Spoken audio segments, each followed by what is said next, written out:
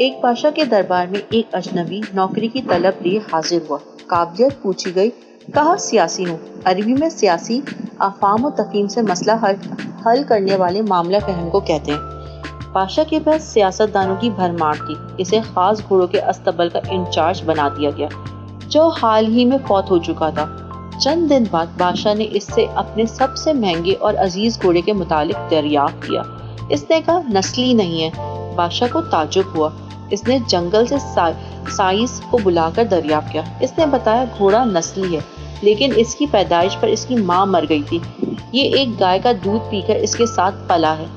مسعود کو بلایا گیا۔ تم کو کیسے پتا چلا اصلی نہیں ہے؟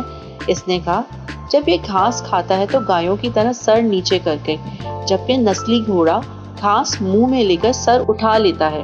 بادشاہ اس کی فراست سے بہت متاثر ہوا۔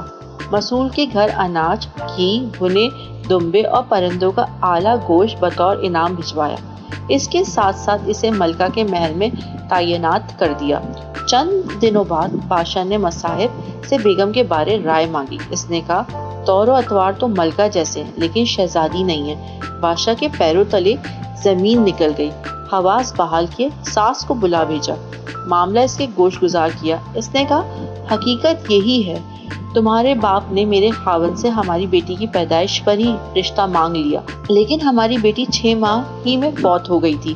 چنانچہ ہم نے تمہاری بادشاہ سے قریبی تعلقات قائم کرنے کے لیے کسی کی بچی کو اپنی بیٹی بنا لیا۔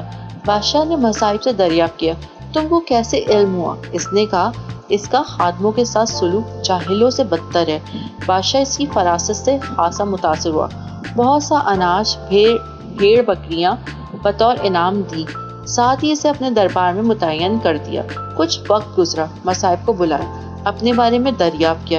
مصاحب نے کہا جان کے امان پاؤں۔ بادشاہ نے وعدہ کیا۔ اس نے کہا نہ تو تم بادشاہ زادے ہو نہ تمہارا چلن بادشاہوں والا ہے۔ بادشاہ کو تاؤ آیا مگر جان کی امان دے چکا تھا۔ سیدھا والدہ کے محل پہنچا۔ والدہ نے کہا یہ سچ ہے، تم ایک چرواہے کے بیٹے ہو، ہماری اولاد نہیں تھی تو تمہیں لے کر پالا۔ بادشاہ نے مصاحب کو بلایا، پوچھا پتا تجھے کیسے علم ہوا؟ اس نے کہا بادشاہ جب کسی کو انعام و کرام دیا کرتے ہیں تو ہیرے موتی جواہرات کی شکل میں دیتے ہیں، لیکن آپ بھیڑ بکریاں کھانے پینے کی چیزیں عنایت کرتے ہیں۔ یہ اسلوب بادشاہ زادے کے نہیں ہیں، کسی چرواہے کے بیٹے کے ہی ہو سکتے ہیں۔ عادتیں نسلوں کا پتہ دیتی ہیں، عادات، اخلاق اور طرز عمل خون اور نسل دونوں کی پہچان کرا دیتے ہیں۔